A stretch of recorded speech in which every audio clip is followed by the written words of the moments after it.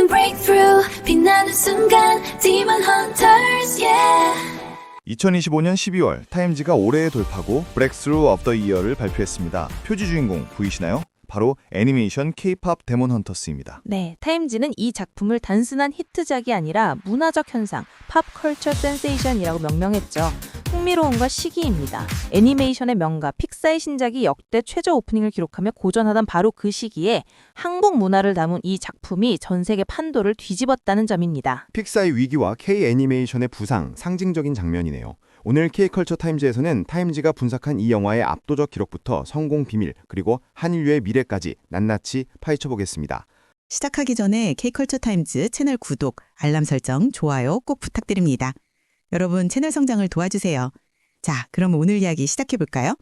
먼저 팩트체크부터 들어가겠습니다. 숫자들이 정말 믿기지 않을 정도인데요. 첫째, 넷플릭스 역대 1위입니다. 공개 단 3개월 만에 3억 2,500만 뷰를 돌파했습니다. 넷플릭스가 오리지널 영화를 만든 지난 10년 역사상 그 어떤 영화도 도달하지 못한 숫자고 전 세계 93개국에서 탑10을 차지했습니다. 93개국이라 제가 플랫폼 전략을 짤 때 가장 고민했던 게 글로벌 동시 확산이었는데 이 작품은 국경을 완전히 허물었군요. 음악 성적도 대단하다면서요? 네, 사운드 트랙은 빌보드 200 차트 1위, 스트리밍 횟수는 무려 83억 특히 회입니다. 히트곡 골드는 빌보드 글로벌 200 차트에서 17주 연속 1위를 기록했는데요. 이는 팝스타, 사브리나 카펜터의 히트곡들과 맞먹는 수준입니다. 오프라인 열기가 뜨거웠죠. 넷플릭스 영화가 극장에 걸리는 건 이례적인데 네, 맞습니다. 세계 대륙에서 1300회 이상 전성 매진됐고 스트리밍 영화 최초로 박스 오피스 1위를 차지하며 1800만 달러를 벌어들였습니다. 타임즈는 이렇게 평가했죠. 2013년 겨울왕국 이후로 애니메이션이 우리 삶에 이렇게 깊숙이 파고든 적은 없었다라고요. 도대체 왜 전 세계가 이 한국적인 이야기에 열광했을까요? 저는 첫 번째 이유로 진정성을 꼽고 싶습니다. 흉내낸 게 아니라 진짜들이 만들었거든요. 정확합니다. 음악의 블랙핑크의 테디팍, BTS 프로듀서 린드그렌이 직접 참여했고요. 주인공 루미의 목소리와 작곡을 맡은 이재 씨는 실제 SM 엔터테인먼트 연습생 출신입니다. 음악 팟캐스트 스위치 던팝은 주제곡 골든이 불협화음으로 시작해 자아 수용을 깨닫는 순간 화음이 맞춰지는 구성을 두고 천재적이다라고 극찬했죠. K-팝 아티스트들의 반응도 뜨거웠습니다. 제가 콘서트를 기획할 때 느꼈던 그 폭발적인 에너지가 그대로 재현됐어요. 네, 트와이스는 OST 테이크다운을 리메이크했고 BTS 정국은 라이브 방송에서 영화를 보고 울었다며 노래를 따라 불러 화제가 됐습니다. 특히 영화 속 설정이 팬덤 문화를 완벽히 고증했습니다. 주인공들이 팬들의 응원을 받아 혼문, 솔게이트라는 방패를 강화해 싸우잖아요. 트와이스 멤버들도 인터뷰에서 팬들과 에너지를 교환하는 그 설정에 너무 공감했다고 밝혔습니다. 그리고 이 영화가 던지는 메시지, 자기애도 빼놓을 수 없죠. 맞습니다. 성우들은 한국은 완벽주의가 심하지만 이 영화는 완벽하지 않아도 아름답다고 말한다고 했는데요. 이 메시지에 육아 전문가 베키 케네디 박사가 자녀 교육 가이드를 만들고 테니스 스타 조코비치가 승리 세레모니로 춤을 췄을 정도입니다.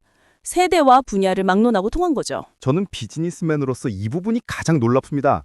헐리우드 자본 1억 달러가 들어갔는데 타협하지 않고 지극히 한국적인 디테일을 고수했다는 점이요. 네, 영화 속에서 주인공들이 소파를 다두고 바닥에 앉아 쉬는 장면이 나오죠. 배우 안효섭 씨는 이걸 가장 한국적인 순간으로 꼽았습니다. 식탁에는 깍두기, 김밥, 설란탕, 냉면이 아주 디테일하게 묘사되고요. 한의원 풍경이나 공중 목욕탕 예절 같은 것도 설명 없이 그냥 나오더군요.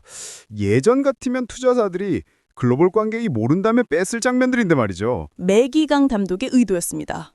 여행할 때 가이드가 다 설명해주지는 않잖아요. 관객들이 스스로 알아가게 바랬습니다. 라고 했죠.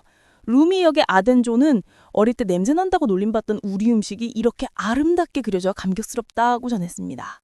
이제 세계인들은 설명되지 않은 한국 문화를 스스로 학습하고 있습니다. 하지만 빛이 있으면 그림자도 있는 법. 이 엄청난 성공 뒤에 글로벌 기업들의 뼈아픈 실책도 있었죠. 제가 늘 강조하고 중요시한 것이 트렌드 예측인데 이걸 놓친 기업들이 있어요. 네, 바로 장난감 회사들입니다. 할로윈 때 구글 검색어 상위 5개가 모두 이 영화 캐릭터였는데 정작 살 수 있는 공식 코스튬이 없었습니다. 마텔과 하스브로가 너무 틈새 시장, 니치라 안 팔릴 것 같다며 계약을 안 했기 때문이죠. K컬처는 틈새 시장이라는 낡은 편견이 부른 참사군요. 결국 영화가 대박이 난 뒤인 10월에야 부랴부랴 계약을 맺었습니다. 타임지는 이 사건을 한류의 새로운 단계, 뉴 페이즈 업 한류라고 정의했습니다.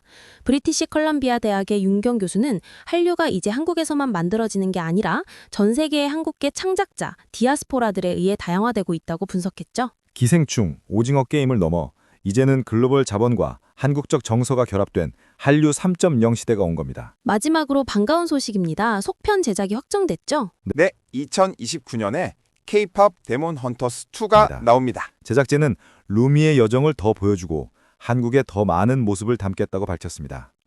타임지 선정 2025년 최고의 돌파구. 이것은 단순한 애니메이션의 성공이 아니라 한국 문화가 세계 주류 문화의 한복판에 깃발을 꽂은 역사적 사건입니다. 오늘 영상이 유익하셨다면 구독과 좋아요 부탁드립니다. 여러분이 영화에서 발견한 가장 한국적인 디테일은 무엇이었나요? 댓글로 남겨주세요. 지금까지 K컬처 타임즈 시청해주셔서 감사드리고 채널 구독, 알람 설정, 좋아요 부탁드립니다.